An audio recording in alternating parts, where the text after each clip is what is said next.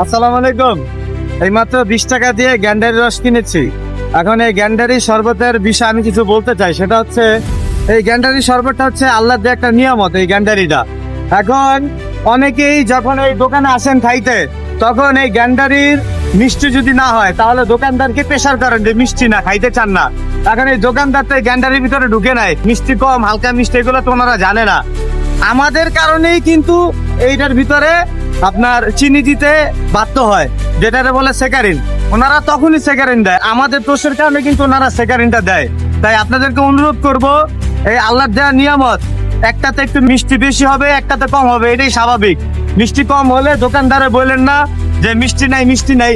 এরকম যদি আপনারা করেন তাহলে ওনারা সেকারিন দিতে বাধ্য হবে, যার কারণে ভিডিওটি করা।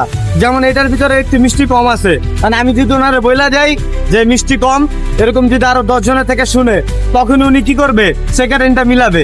কারণ এটা প্রাকৃতিক জিনিস, এটা মিষ্টি করতে হলে তাহলে ওই যে সেকারিন দিতে হবে।